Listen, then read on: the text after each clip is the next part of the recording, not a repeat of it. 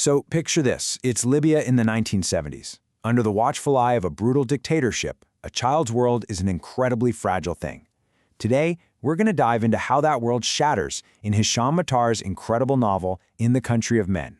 We'll see it all through the eyes of a young boy whose life is completely twisted and shaped by the shadows of the state. Our guide through this whole story is 9-year-old Suleiman. And this quote? This is the exact moment when a vague, grown-up fear becomes a real, personal, and absolutely chilling reality for him. It's that gut punch feeling, when you finally realize the monsters aren't just stories. They're real, and they are right here. All right, so our story kicks off in a world that's pretty much run by threats you can't even see. The normal worries of being a kid get cranked up to 11 by this political paranoia that just seeps into every single corner of life. Suddenly, every shadow starts to look like a potential enemy. So this is the world we're stepping into, a place where just living your life means you're under the constant shadow of the state. It's a society where one wrong word, one forbidden book, or even being friends with the wrong person could mean you just disappear. Suleiman's life is this constant juggling act between two totally different realities. On the one hand, you've got the simple, happy stuff of being a kid, buying snacks, playing games in the street. But on the other hand, there's this secret, terrifying set of rules that you learn in whispers. It's basically a kid's survival guide to living under a dictator. And you see how this plays out in the smallest moments. Even something as simple as a drive with his mom to get sweets is just filled with this simmering dread.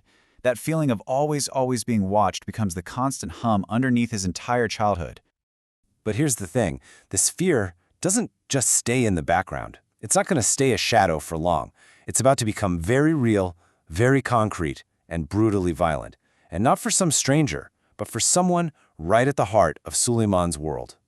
And this memory is so important. It's this one moment of just pure happiness. Imagine, a bus full of university students. They're all singing and clapping, girls are dancing in the aisle.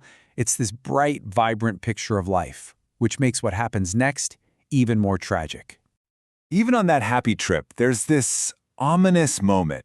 Ustath Rashid points out these old carvings, and what he says is just heavy with foreshadowing. It perfectly captures the mood of an entire country that's been trained to just brace itself, to always expect the worst. And then, bam, it happens so fast. The regime's brutality is just swift and absolute. One day, this man is a beloved professor, and just a few days later, he's branded a traitor. And it all ends in this horrific public spectacle, broadcast on TV for the whole country to see. Okay, so the state's violence isn't next door anymore, it's right on their doorstep. And now we're going to see the devastating impact it has inside Suleiman's own house as all that pressure begins to crack his family right open from the inside.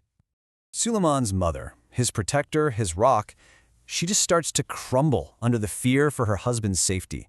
Her behavior gets more and more erratic and honestly dangerous. Imagine being a little kid having to watch the adult you depend on most become so unstable and terrifying. And then it happens. The knock on the door they've been dreading. The threat is no longer a possibility, it has broken through the walls of their home. The monsters are here.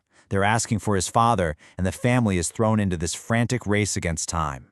So what do? They try to erase his father. They're not just hiding a person, they're desperately trying to destroy the very ideas and words that defined him, feeding them to a fire. And right in the middle of all this chaos, Suleiman performs this small, secret act of defiance. He saves one single book.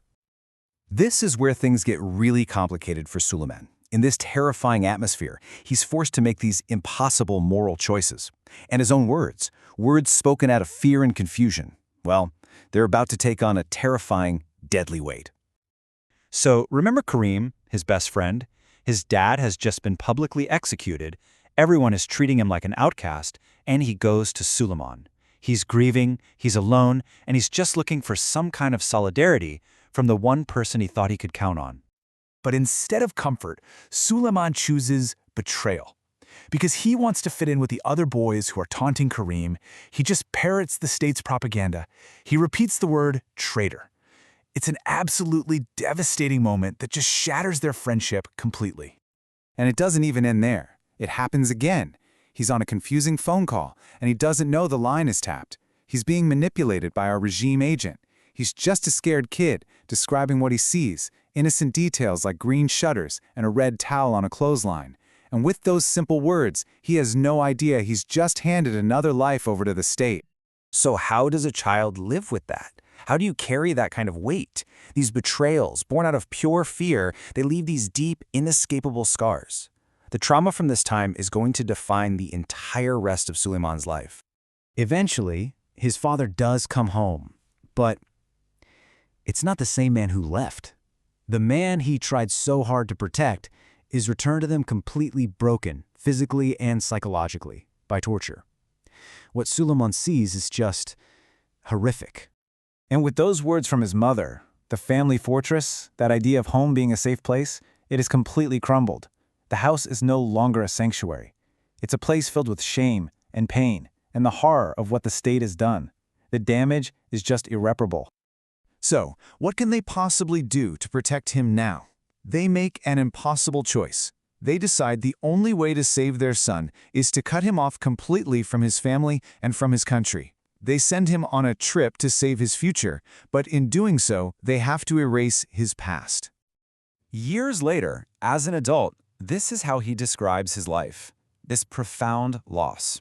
His entire life is defined not by what it is, but by what was stolen from him. It's like a phantom limb, isn't it? A void, this permanent emptiness right at the core of who he is. You know, there's a literary term for a coming-of-age story. It's called a Bildungsroman. But this story, well, it's a tragic inversion of that. This isn't a journey of growth and discovery. It's a journey of trauma, of loss, and ultimately of erasure. It's not a coming-of-age story. It's a coming-apart story. And that really brings us to the core of it all, doesn't it? This is the central, haunting question that Hisham Matar's novel really leaves us with. It's about the theft of a childhood and the impossible, soul-crushing burden that gets placed on the smallest shoulders in a country that's ruled by fear, and it's a question that will stay with you long after you finish the story.